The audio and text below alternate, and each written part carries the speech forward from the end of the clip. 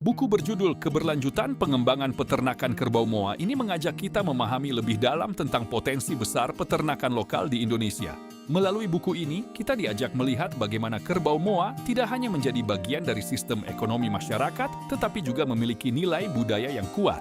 Penulis Dr. Jomima Marta Tatipikalawan, SPT, MP, menjelaskan bahwa pengembangan peternakan tidak bisa dilakukan secara instan, melainkan harus mempertimbangkan aspek keberlanjutan. Sedikit tentang penulisnya, Dr. Jomima Marta Tatipikalawan, SPT, MP, merupakan seorang akademisi di bidang peternakan yang aktif mengajar dan meneliti. Beliau merupakan dosen pada jurusan peternakan, Fakultas Pertanian, Universitas Patimura. Fokus keilmuannya adalah agribisnis peternakan dan pengembangan sistem berkelanjutan berbasis sumber daya lokal. Pengalaman akademik dan penelitiannya membuat isi buku ini terasa kuat secara teori sekaligus dekat dengan praktik di lapangan. Mulai dari sumber daya alam, sumber daya manusia, hingga sistem pemeliharaan ternak, semuanya dibahas secara runtut dan mudah dipahami. Di bagian awal, kita diperkenalkan dengan kondisi populasi kerbau di Indonesia yang menjadi dasar penting dalam melihat peluang pengembangan. Penjelasan ini memberikan gambaran nyata bahwa potensi peternakan lokal masih sangat besar jika dikelola dengan baik. Kemudian, buku ini masuk ke konsep pembangunan dan pertanian berkelanjutan yang menjadi fondasi utama dalam pengembangan peternakan modern. Konsep ini menekankan keseimbangan antara ekonomi, lingkungan, dan sosial masyarakat.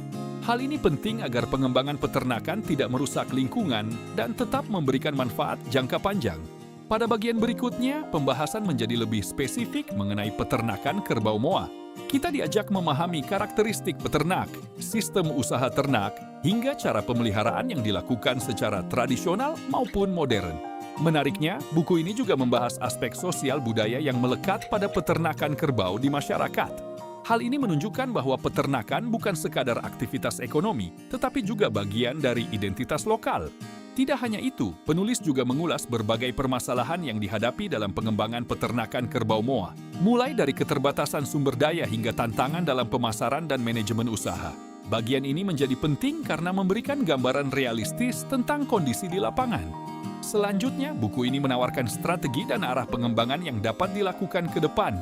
Peran pemerintah, stakeholder, dan masyarakat menjadi kunci utama dalam menciptakan sistem peternakan yang berkelanjutan.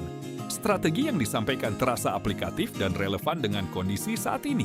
Secara keseluruhan, buku ini sangat cocok bagi mahasiswa, peneliti, maupun praktisi yang tertarik pada dunia peternakan dan pembangunan berkelanjutan.